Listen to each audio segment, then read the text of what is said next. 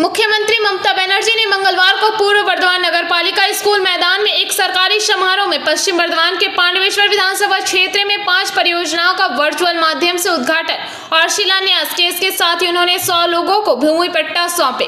मुख्यमंत्री ने जिन परियोजनाओं का वर्चुअल माध्यम से उद्घाटन और शिलान्यास किया उनमें छोड़ा पंचायत के 7/9 पीठ क्षेत्र में स्वास्थ्य केंद्र के नए भवन का उद्घाटन, पांडवेश्वर प्रखंड जन स्वास्थ्य इलाके का शिलान्यास, खोटादी स्वास्थ्य केंद्र भवन का निर्माण कार्य और बैद्यनाथपुर पंचायत में बामुड़ी और कोडुमा तालाबों के पुनः उत्खनन कार्य का शुभारंभ शामिल है। इस दिन पांडवेश्वर फूल बागान मोड़ से सटे सामुदायिक भवन में मुख्यमंत्री के कार्यक्रम का सीधा प्रसारण देखने के लिए टीवी लाइव प्रसारण का आयोजन किया गया था। सरकारी अधिकारियों और जनप्रतिनिधियों के साथ राज्य मंत्री प्रदीप मजूमदार, क्षेत्र के तृणमूल विधायक नरेंद्र नाथ चक्रवर्ती, एसडीओ, वीडियो और अन्य अधिकारी नेतागण उपस्थित रहे।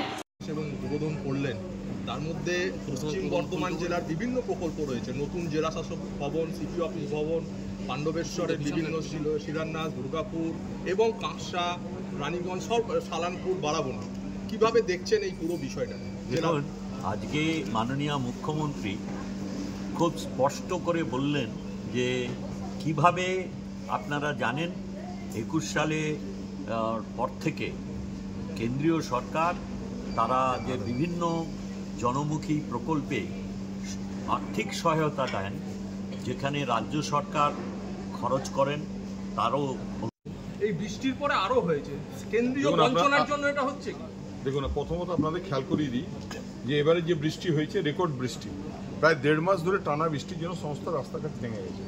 আপনাদের বলছি, মন্ত্রী পাশে আছেন, যে বৃষ্টি থামলেই সমস্ত রাস্তাঘাটের কাজ শুরু হবে।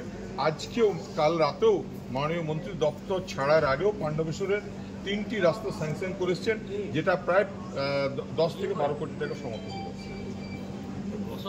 পাণ্ডবেশ্বরের প্রথম ব্লক স্বাস্থ্য কেন্দ্রের উপর পেতে চলেছে, কি বলবেন? দেখুন, এটা তো আমাদের দীর্ঘদিন ধরে পাণ্ডবেশ্বর বঞ্চিত ছিল। ব্লক হওয়ার পরেও অন্ডাল ব্লকের উপর নির্ভরশীল ছিল। আমাদের নির্বাচনী প্রতিশ্রুতি ছিল যে। पांडवेश्वर से मंथन पासवान की रिपोर्ट, पीवीटीवी न्यूज।